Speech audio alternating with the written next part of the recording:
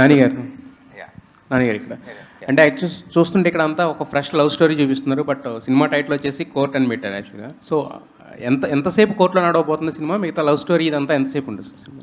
మామూలుగా మనం చూసిన ఏ లవ్ స్టోరీలో అయినా సరే, ఎంత గ్రేటెస్ట్ క్లాసిక్ అయినా, ఇప్పుడు ఫర్ ఎగ్జాంపుల్ గీతాంజలిలో క్యాన్సరేనా, గీతాంజలిలో క్యాన్సర్, మా దాంట్లో కేసు అనుకోండి, అంతే.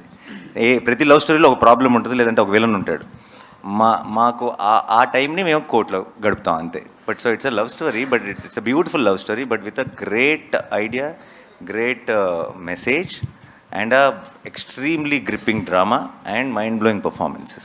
కోర్ట్ రూమ్ డ్రామాస్కి అంటే హిట్టింగ్ సక్సెస్ ఫార్ములా ఏంటంటే ఎప్పుడు హార్డ్ హిట్టింగ్గా ఉంటేనే స్టోరీస్ ఎక్కువ రీచ్ అవుతాయి కదా. మనం చూసిన టెంపర్గా, వకీల్స్ ఆఫ్ ఎనీ ఆఫ్ ద చూసుకుంటే. సో మరి దీంట్లో ఎలా ఉండబోతున్నా హార్డ్ హిట్టింగ్ అనేది? అంటే ఇద్దరు మైనర్ల మధ్యన ఉన్న అంటే వాళ్ళకి ఏమైనా జరుగుతుందా, లేదా ఎలా తీసుకురాబోతున్నారు? మోర్ దెన్ హార్డ్ హిట్టింగ్ అని కానీ ఇంకోటి కానీ అలాంటి వర్డ్స్ కంటే కూడా అండి, కోర్ట్ రూమ్ డ్రామాస్కి నేను చాలా పెద్ద ఫ్యాన్. నేను నెట్ఫ్లిక్స్లో ఉన్న కోర్ట్ రూమ్ డ్రామాస్ అన్నీ చూశాను. కోర్ట్ రూమ్ డ్రామాస్ మనకి ఎప్పుడు నచ్చుతాయి అంటే, కేసులో ఉన్న డెప్త్ మనకు అర్థమైనప్పుడు, మనకు అర్థమయ్యి ఆ ప్రొసీడింగ్స్ చాలా గ్రిప్పింగ్గా రాసుకున్నప్పుడు మనం కూడా ఇన్వాల్వ్ అవుతాం. మన ఒపీనియన్ కూడా ప్లే అవటం మొదలెడుతుంది. ఇది తప్పు, ఇది కరెక్ట్ అని మనం కూడా మన ఒపీనియన్తో చూడటం మొదలెడతాం. అది ఎప్పుడు చూడటం మొదలెడతాం అంటే, కేసు తాలూకు డీటెయిల్స్ అన్నీ మనకు ఫుల్గా తెలిసినప్పుడు. మనకి పైన తెలిసింది అనుకోండి, వాళ్ళు ఏం మాట్లాడుకుంటున్నారు, ఏం జడ్జ్మెంట్ వచ్చింది అనుకుంటాం. కానీ మనకి లోతుగా తెలిసినప్పుడు దాని మీద మనకు ఒక ఒపీనియన్ ఏర్పడుతుంది. ఆ ఒపీనియన్తో మనం క్యారెక్టర్స్ కోసం రూట్ చేయడం మొదలెడతాం.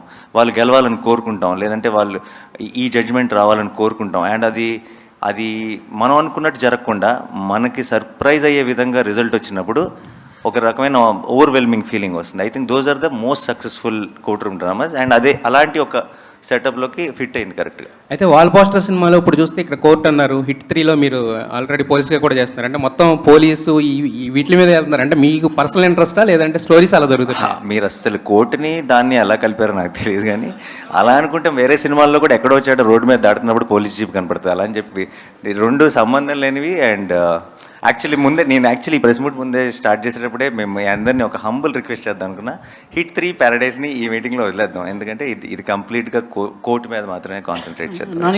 నాన్నగారు ఈ సినిమా ద్వారా 2 మంచి విషయాలు ఆడియన్స్ చూడబోతున్నారని మీ మాటల్లో అర్థమైంది. ఫోక్సో యాక్ట్ ఎలా